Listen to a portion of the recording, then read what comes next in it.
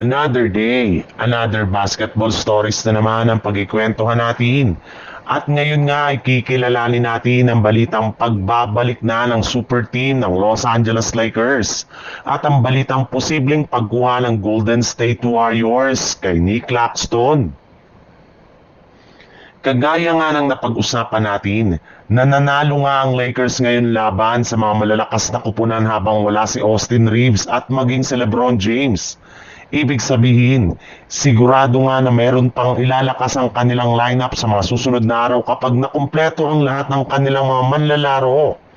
Kayang-kaya na nga nilang talunin ngayon ang ilan sa mga malalakas na kupunan sa NBA ngayong season. And speaking of LeBron, may lumabas nga na balita ngayong araw na hindi nga daw ito sasama sa kanilang team sa darating nila na 5-game road game next week.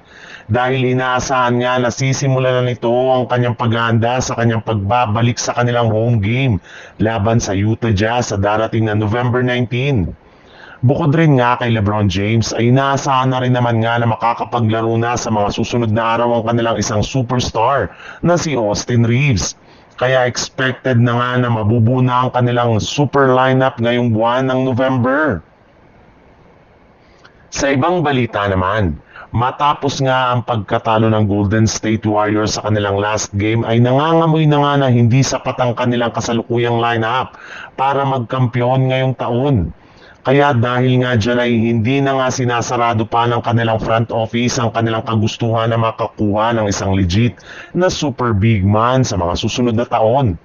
At kasama nga sa mga pinagpipilian nila ngayon na bagong center ay sina Bam Adebayo mula sa Miami Heat na kasalukuyang nire-recruit ngayon ni Jimmy Butler na lumipat sa Golden State Warriors. Kasali rin naman nga dito si Giannis Antetokounmpo na hanggang ngayon ay plano pa rin nilang kunin sa isang trade sa mga susunod na taon para itandem kay Stephen Curry. Maliban rin dyan, ay kasama rin naman nga si Nick Claxton sa mga posible ngayon ng Golden State Warriors na isang trade.